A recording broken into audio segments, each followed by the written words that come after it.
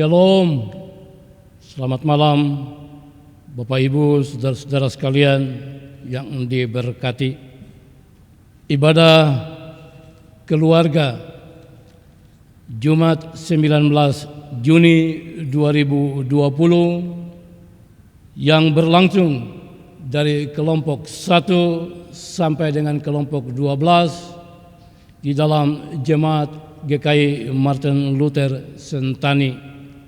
Marilah kita menyembah Tuhan Allah dengan puji-pujian dan syukur.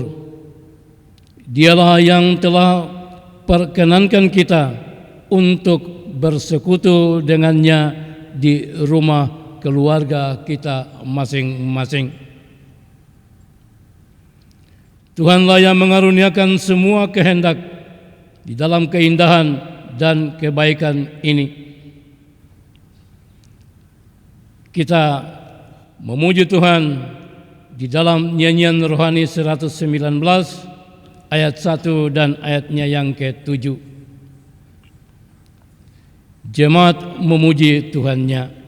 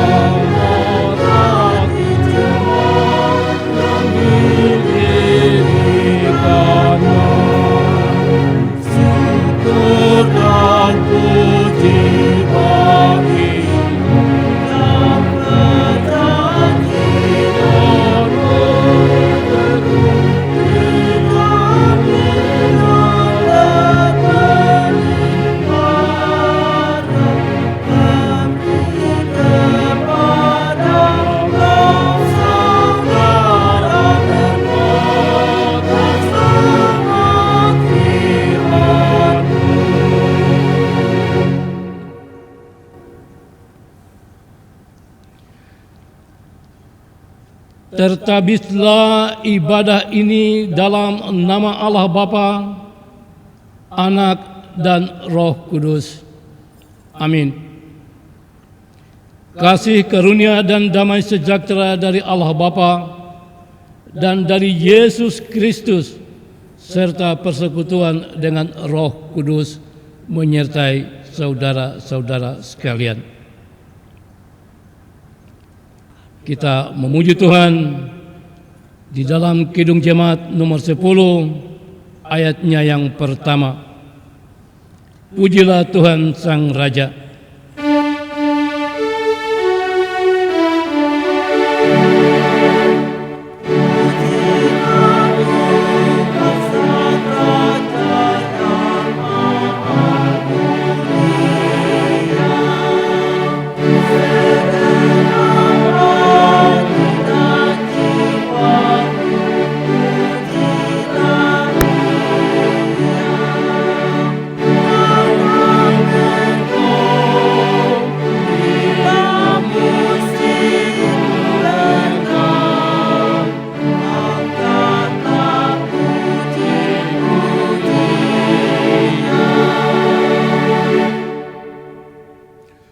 Bapak Ibu, saudara-saudara sekalian dikasihi Tuhan, kita akan bermazmur untuk memuji Tuhan.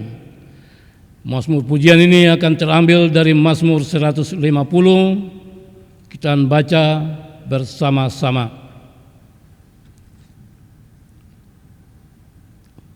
Mazmur 150 ayat 1 sampai dengan ayat yang ke-6 dengan perikop Haleluya. Haleluya. Pujilah Allah dalam tempat kudusnya. Pujilah Dia dalam cakrawalanya yang kuat. Pujilah Dia karena segala keperkasaannya. Pujilah Dia sesuai dengan kebesarannya yang hebat. Pujilah Dia dengan tiupan sangkakala. Pujilah Dia dengan gambus dan kecapi. Pujilah Dia dengan rebana dan tari-tarian. Pujilah Dia dengan permainan kecapi dan seruling. Pujilah Dia dengan ceracap yang berdenting, pujilah Dia dengan ceracap yang berdentang. Biarlah segala yang bernafas memuji Tuhan. Haleluya. Kita memuji Tuhan di dalam Kidung Jemaat 40 ayat pertama dan ayat yang kedua. Dari ayat yang kedua kami beri waktu kepada pelayan firman. Kidung Jemaat 40 ayat 1 dan yang kedua, ajaib benar anugerah.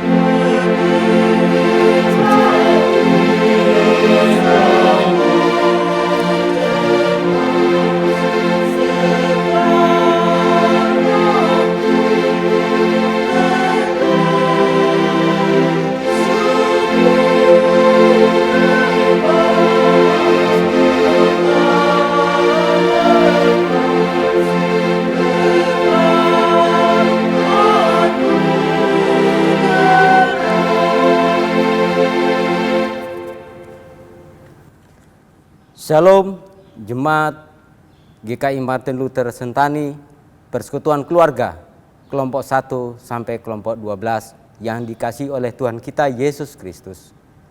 Tibalah saatnya kita akan ada di dalam pembacaan firman Tuhan yang diambil dari Kitab Kisah Para Rasul 13. Saya ulangi, Kisah Para Rasul pasal 13.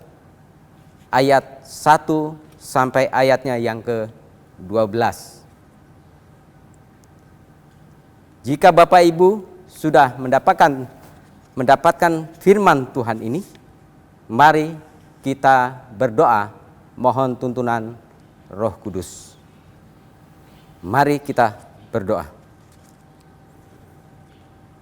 Ya Tuhan, Allah Bapa kami di dalam kerajaan surga, Allah di dalam Yesus Kristus, puji dan syukur kami naikkan kepada Allah Bapa di sorga.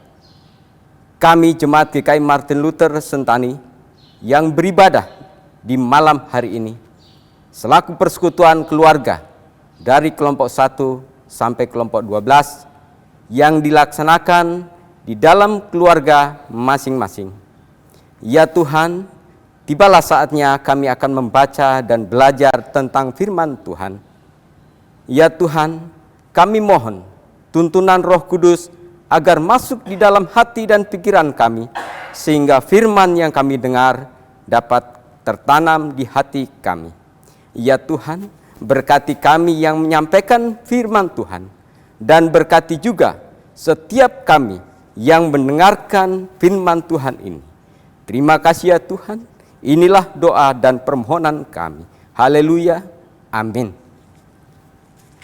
Bapak Ibu yang dikasihi oleh Tuhan kita Yesus Kristus, saya akan membacakan firman Tuhan ini bagi kita semua.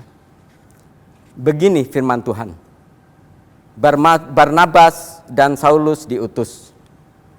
Pada waktu itu dalam jemaat di Antiokhia ada beberapa nabi dan pengajar, yaitu Barnabas dan Simeon yang disebut Niger, dan Lukius orang Kirene, dan Menahem yang diasuh bersama dengan Raja wilayah Herodes dan Saulus.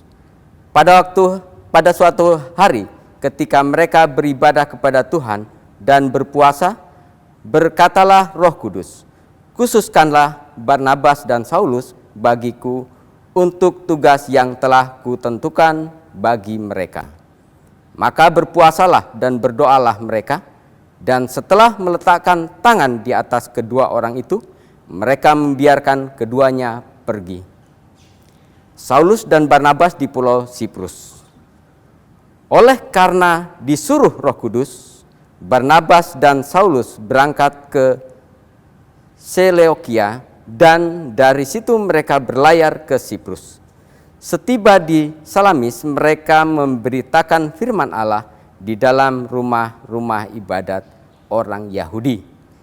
Dan Yohanes menyertai mereka sebagai pembantu mereka. Mereka mengelilingi seluruh pulau itu sampai ke Pafos. Di situ mereka bertemu dengan seorang Yahudi bernama Bar Yesus. Ia seorang tukang sihir dan nabi palsu. Adalah kawan gubernur pulau itu, Sergius Paulus, yang adalah orang cerdas. Gubernur itu memanggil Barnabas dan Saulus karena ia ingin mendengar firman Allah. Tetapi Elimas, demikianlah namanya dalam bahasa Yunani, tukang sihir itu, menghalang-halangi mereka dan berusaha membelokkan gubernur itu dari imannya.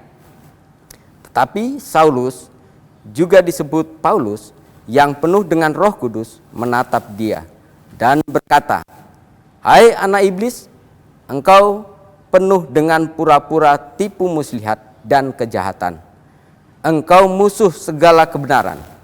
Tidakkah engkau akan berhenti membelokkan jalan Tuhan yang lurus itu? Sekarang lihatlah, tangan Tuhan datang menimpa engkau dan engkau menjadi buta. Beberapa hari lamanya engkau tidak dapat melihat matahari, dan seketika itu juga orang itu merasa diliputi kabut dan gelap. Dan sambil meraba-raba ia harus mencari orang yang menuntun dia. Melihat apa yang telah terjadi itu, percayalah gubernur itu, ia takjub oleh ajaran Tuhan." Demikian firman Tuhan. Yang dikatakan berbahagia adalah setiap orang yang membaca firman Tuhan ini dan melaksanakan di dalam kehidupan hari lepas hari. Jemaat yang dikasihi oleh Tuhan kita Yesus Kristus, Kitab Kisah Para Rasul pasal 13 ayat 1 sampai 12 ini merupakan kitab kedua karya Lukas yang bercerita tentang perkembangan gereja mula-mula, pekerjaan pelayanan Petrus, dan sampai kepada Paulus. Salah satu tema dari kitab ini adalah pekerjaan Roh Kudus dalam menyertai dan menguatkan jemaat dalam penyebaran Injil. Pada pembacaan Alkitab di malam ini, pada ayat yang keempat, Saulus dan Barnabas diutus, dan pada ayat-ayat selanjutnya adalah pekerjaan Roh Kudus menyertai pelayanan mereka. Bapak, Ibu, saudara-saudari, dan anak-anak yang dikasihi oleh Tuhan kita Yesus Kristus. Yang pertama, amanat untuk memberitakan Injil adalah amanat bagi kita semua, pengikut Kristus, dan tidak terkecuali kita sebagai jemaat GKI Martin Luther Sentani. Kita sadari dan akui bahwa pekerjaan tersebut tidak mudah. Dalam melaksanakannya banyak tantangan dan rintangan yang kita hadapi untuk melaksanakan pekerjaan tersebut. Untuk itu, Roh Kudus memberi kuasa bagi kita sekalian, semangat dan keberanian, serta petunjuk sehingga para murid Yesus dan kita mampu melaksanakan tugas dan tanggung jawab sebagai pekabar Injil atau penyebaran Injil di muka bumi ini. Jemaat yang dikasihi oleh Tuhan kita Yesus Kristus, persekutuan kelompok 1 sampai kelompok 12. Pada ayat yang ke-6, tantangan mulai muncul dari Bar Yesus. Ialah seorang tukang sihir yang sangat gigih berusaha menghalangi Saulus untuk memberitakan Injil kepada Sergius Paulus yang adalah seorang gubernur di pulau Siprus ini. Jemaat yang dikasihi Tuhan, tantangan seperti ini, tantangan yang telah dilakukan oleh Bar Yesus, ini merupakan tantangan yang berat bagi kita sebagai pelayan Tuhan. Sebagai pelayan Tuhan akan mental turun atau mundur dari pelayanan. Tetapi mempunyai peluang juga untuk memajukan pelayanan. Ya, terkadang tantangan semacam ini sering kita hadapi, dan sebagai pelayan bertanya di dalam hati sendiri, Tuhan, mengapa ini terjadi? Apa sulitnya bagi Tuhan untuk menghalau seorang tukang sihir yang mengganggu? Bapak Ibu yang dikasihi oleh Tuhan kita Yesus Kristus. Namun pada saat itu Saulus dan Barnabas tidak gentar dan tidak takut. Dengan kuasa Roh Kudus, tukang sihir itu dikalahkan, dan sebagai akibat dari tantangan tersebut, Gubernur Sergius Paulus menjadi takjub dan percaya kepada Tuhan. Jemaat yang dikasihi oleh Tuhan kita Yesus Kristus, maukah saya dan seluruh warga Jemaat GKI Martin Luther Sentani juga belajar mengandalkan Tuhan dalam hidup kita hari lepas hari? Tuhan tidak selalu dengan segera menghalau tantangan dan rintangan dalam pelayanan serta dalam perjalanan kehidupan kita sehari-hari. Dalam konteks sehari-hari kita temui di masa pandemi COVID-19,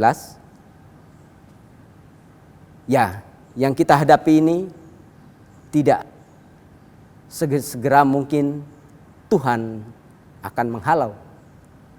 Tetapi dari kita,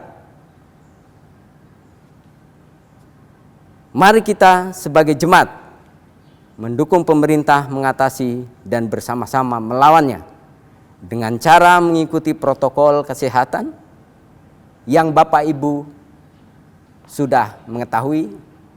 Misalnya kita menggunakan masker, kita mencuci tangan, dan menjaga jarak, dan lain sebagainya.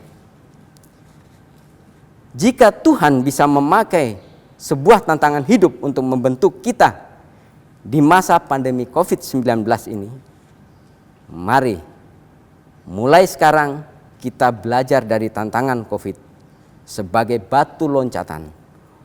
Lebih semangat lagi dalam pelayanan. Kiranya melalui tantangan dan rintangan ini, iman kita kepada Yesus Kristus semakin kuat. Kiranya Tuhan memberkati firman-Nya. Tuhan Yesus memberkati. Amin.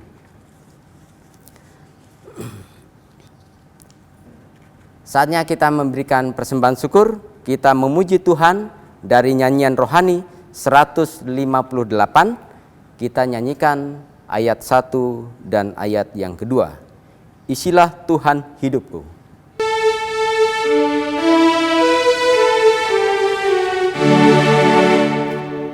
Isilah Tuhan hidupku dengan anugerah,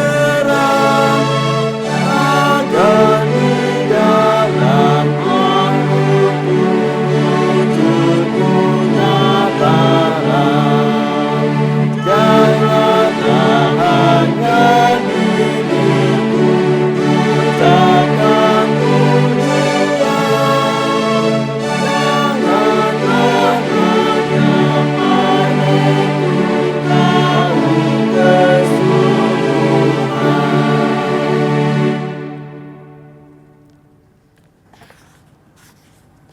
Jemaat yang dikasihi oleh Tuhan kita Yesus Kristus, kita tiba dalam doa syukur dan doa syafaat. Dalam doa ini kita mengucapkan doa Bapa kami, doa yang telah diajarkan pada kita. Mari kita berdoa.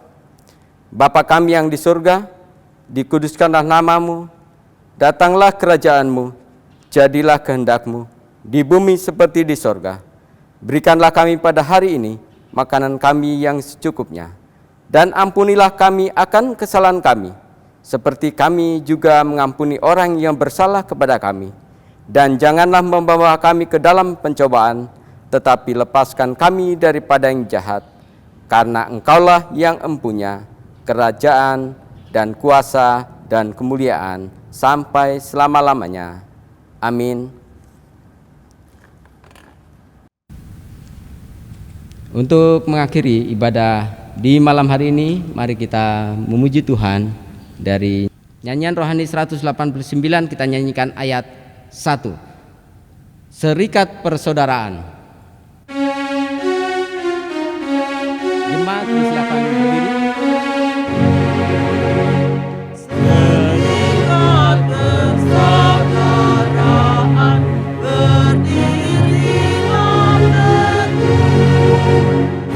teguh, sempurnakan persatuan di dalam Tuhanmu, bersama-sama majulah dikuatkan Tuhan, berdamai bersejahtera dengan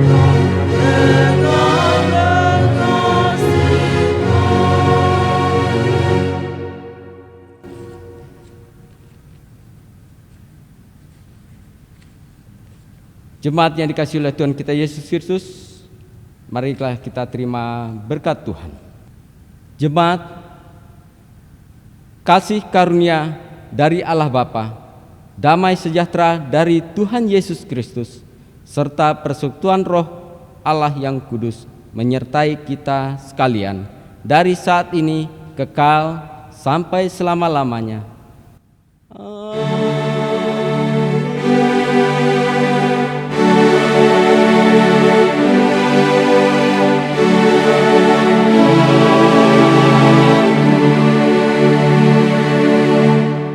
Ibadah selesai, Tuhan Yesus memberkati. Shalom.